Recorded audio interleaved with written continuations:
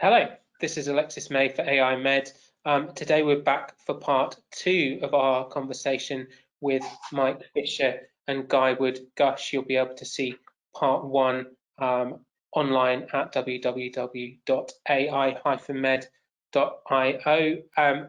Guy, Mike, welcome back. Just to bring us up to speed, we were talking about the partnership between Deontics and Liverpool and Broad Green University Hospital NHS Trust. Mike, can you just give us a brief overview of where you are now with this project, kind of what the plans are for the near future? Well, we've already pretty much completed the chest pain pathway with Guy and Deontics. Although up until this point, we validated that within the cardiology service. But what we want to now do is to take that out into the ground floor, the A&E and acute medicine departments, where it's going to actually have the most benefit. I mean, interestingly, even during the validation, it was shown to have some benefits purely in cardiology, which, to be honest, I didn't expect. But where we're really going to see the benefit of this is in getting management rights at the front door in the A&E department. So once things settle down a bit again from a coronavirus point of view, then we're intending to do that. The trust actually involves 2 major sites now, which wasn't the case when we started this collaboration. So the 2 major teaching hospitals in Liverpool are now 1 site, that's the Royal Liverpool and Aintree University Hospitals.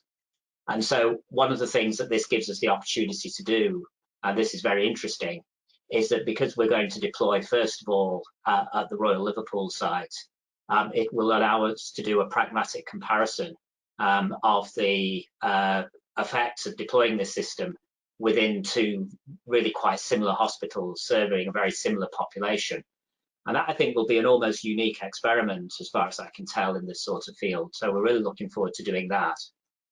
And the final thing that we've got to do is that I think we mentioned earlier that we'd also developed a coronavirus management pathway.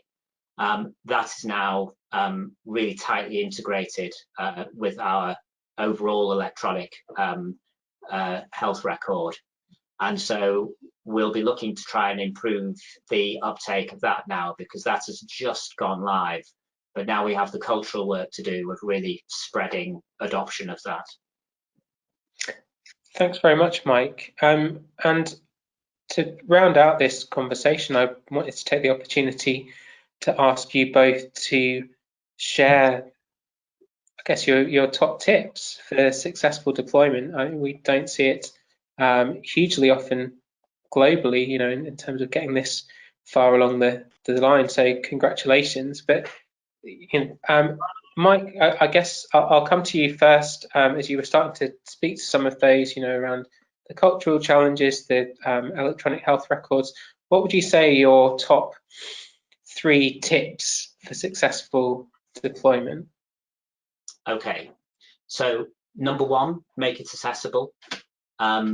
If the user has to go to a different system in order to actually access the decision support or AI interface, then it's vanishingly unlikely, in my experience, that that's going to work in clinical practice. And that's particularly true of busy and acute medical type of scenarios.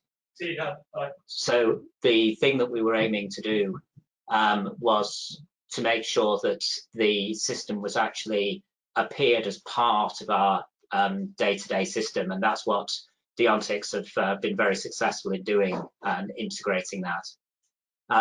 Number 2, make it easy.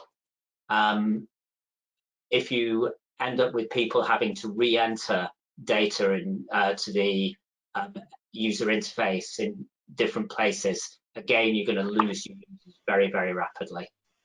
So part of the integration work was that an awful lot of the stuff that drives the Deontics engine actually comes directly over automatically from our existing electronic health record. And I think perhaps the third thing that I would say is that if you can actually do some of the work for your users, then it's much more likely that they'll adopt it. Doctors are basically lazy like everybody else. And so if you make life easier for them, then they will respond very well to that. So if you can get your systems to actually do some of the ordering of tests or indeed medication automatically, then again, it's much more likely that you'll actually succeed. And perhaps finally, if you'll forgive me, I know that's four, but just one further thing.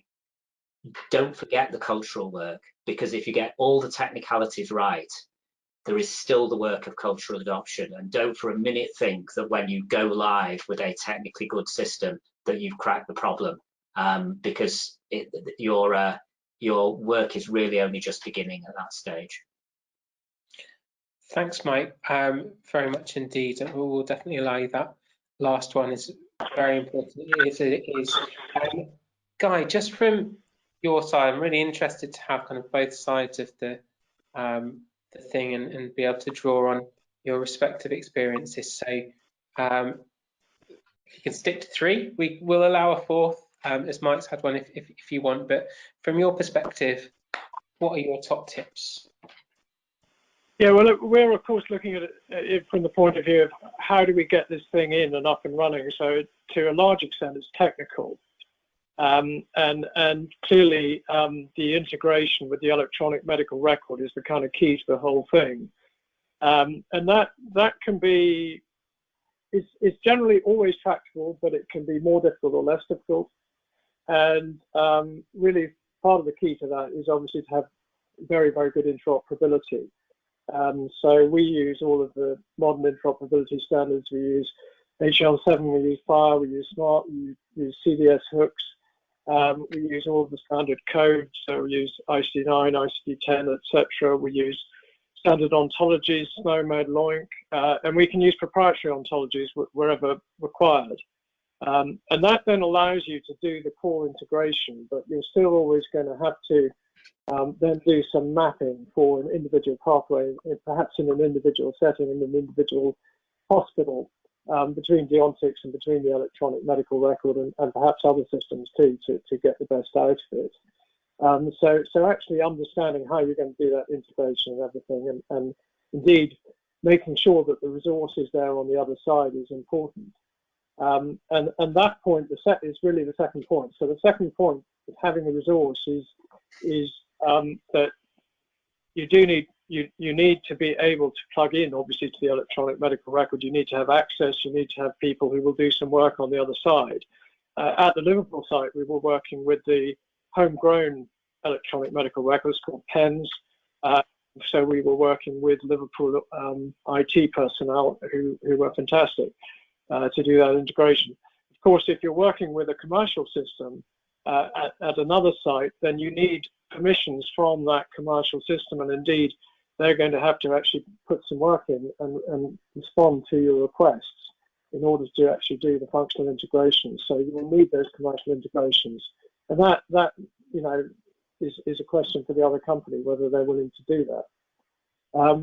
The third thing is, in a way, Mike has touched on it, but the user experience. The user experience has to be as good as you can make it.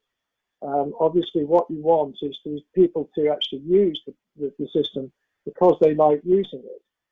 You know, in the same way that somebody might buy a certain smartphone because they particularly like the way that it works, or they like the size of it in their hand, or whatever. And they use that product because they kind of have to, because it really makes their life easier. Some of the points that Mike was touching on. But so having a good user experience, a good UI, is absolutely critical. And I don't know if I've really got third ones. I would back up everything Mike said. I think the cultural thing is clearly very important. Thank you so much for sharing the benefit of your experience with our community. We really are very grateful. That is all we have time for today. As ever, please remember to like, share and subscribe. And you can check out more AI Med Talks at www.ai-med.io. Guy, Mike, thanks again very much. Thank you.